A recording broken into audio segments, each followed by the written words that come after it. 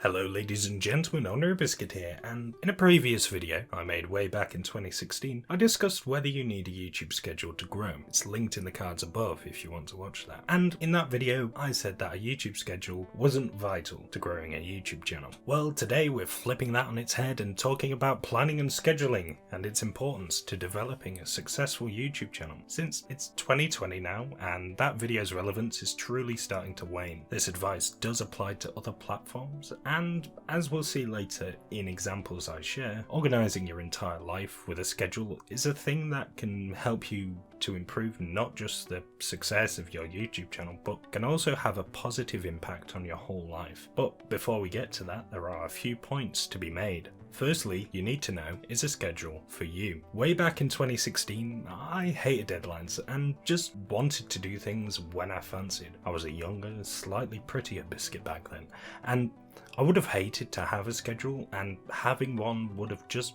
fallen apart immediately. As long-term subscribers of this channel probably know, my overall consistency and ability to keep to a planned release was awful. So what's changed? Well, I'm a little older, a little wiser, and well, anyone who pays close attention can see patterns, especially with the YouTube platform. The channels with the greatest success either upload daily, though that's more on the higher end of YouTube, or have a set schedule for weekly releases, be that once or more than once a week. Their viewers know when to expect a video, and so will often be there to catch the release of videos being released by their favourite YouTubers. So for me, someone looking to educate and entertain the people of the internet, being educated about the most effective strategies and not actually using them made no sense. Hence the return of my channel this year. We've been making a video every single week and I've been sticking to a schedule as closely as I can. Some of the keen-eyed of you may notice that this video is later than last week's one, which is why the next point is perfect to discuss. Your schedule is important, but don't lose sleep over it if you mess up. I did that this week. I overslept because I overdid the working, streaming, gym combo, and that led me to not being able to finish work on a video I wanted to be working on Sunday.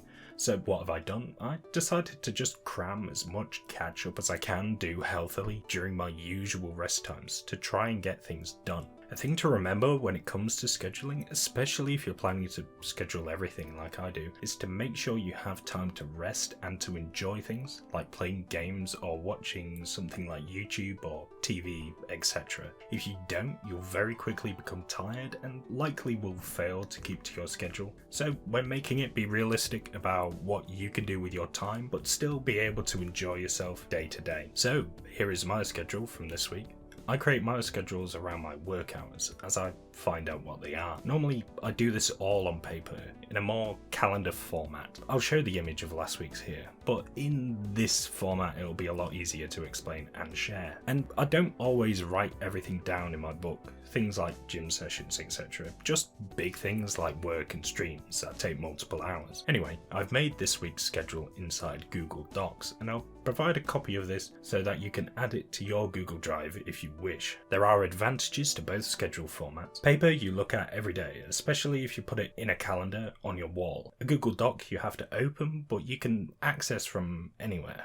I recommend having both and updating them each week at the end of the week so you don't fall behind. Moving on to explaining this document. Each event is labelled and is in a different colour. These colours may not make sense to you, but I am colour deficient, so they work for me. Red at the top is me being asleep.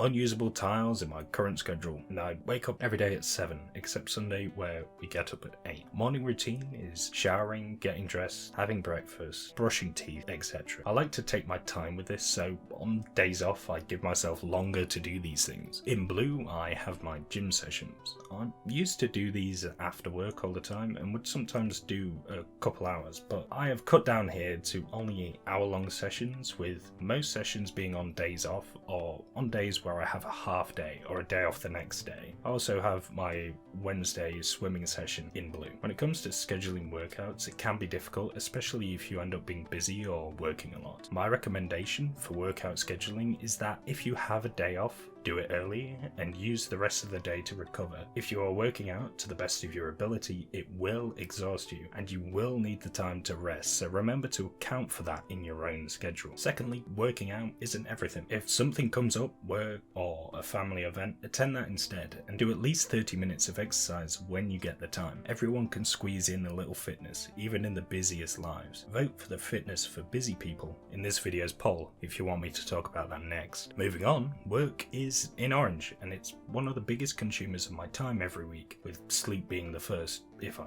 sleep well, that is. Work is how I pay my bills, and so I have to build the rest of my schedule around it. Since my hours are often random and for the most part completely inflexible, sometimes I work very little and get a lot done, but other weeks I'm working full time and have little time for anything, but I make it work. Also on here I've scheduled my eating in the evenings so you guys get an idea of when I eat. I eat breakfast, usually something small like a banana, can be porridge sometimes, and I don't eat after that until the end of the day, so no lunchtime for me. And doing things this way is how I lost weight over the past year, with the addition of healthier eating and smaller portions. The gym helped too, but I wasn't doing that consistently until later on last year. Anyways, I have also scheduled YouTube Focus, which, as you may have guessed, is the time I put aside each week to write, record, edit and create assets for YouTube. Everything from planning out video topics to uploading the video, adding the tags, etc. Sometimes I do these tasks in my spare time as well, but having set times and days in which to do these things means I know whenabouts I will get them done and leads to videos, ironically, unlike this one, on time for you guys who actually wait for my video releases. Also, as you can see, setting time apart for streams. Twitch.tv/OrdinaryBiscuit, by the way, means that I can share my streaming schedule with you guys ahead of time. Anyways, that's about it for this video. You guys last week voted for this video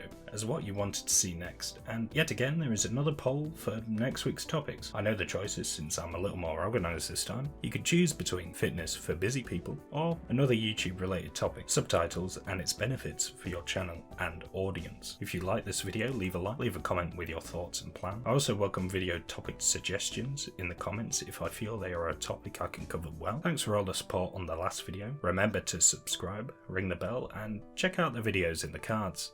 Thanks for watching, and until the next time, farewell.